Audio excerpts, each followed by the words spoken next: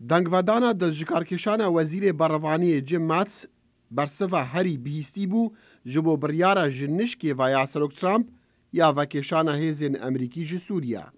Kesên vî generalê Emerîkî nas dikin dibêjin ew ne ew mirove ye pişta xwe bide hevbendên xwe û di meydana şeran de wan bi tinê bihêle. Lê Serok Trump dibêje şerê tîrorê bi dawî hatiye. Amerîka armanc bi cih îne.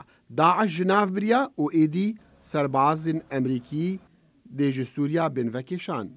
Biryara ji nişkê ve ku gelek şareza bawer dikin ji bo ji bîrbirina kêşew aloziyên navxwên Koşkaspî ne dê hevsengiya hêzan di Sûriya de biguhere û rewşeka xeter peyda bike.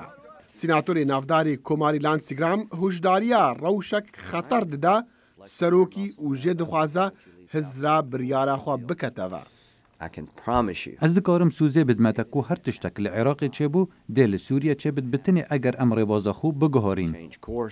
Her kesê nehevbîr digel biryara Serok Trump bo vekêşana ji nişkê ya hêzan ji Sûriya behsê ihtimala destberdana Îranê dike ne bitinê di Sûriya de belkû li tevaya herêmê. Evca li gora baweriya rêbera Demokratan di Kongresê de Nancy Pelosi azadiya livînên Rûsyaya û karîgeriya wê li ser pêş hatan. Ev biryare xetere biryareke ku xelata Krîsmîsê ji Vladimir Putin re û ew ê destûra her karekî bidewî di Sûriyeyê de. û ji bo Kurdan xema mezin Tirkiyaya berî tirsa ji nû serheldan û bihêzbûna Daişê yan her komaleka diya radîkala. Mizgîn Cemo sînemakarê Kurd dipirse gelo ka qurbaniyên Kurdan dayn di şerê tîrorê de.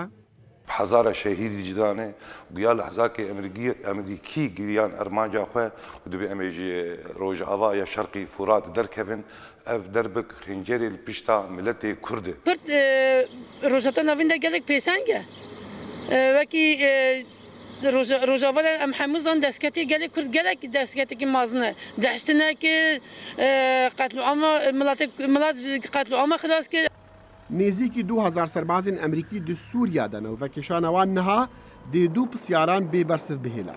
Gelo vekêşana wan dê tektîk be yan pêngavek stratêjîk û gelo Kurd di vê rewşa nezelal de dê berê xwe bidin kûderê.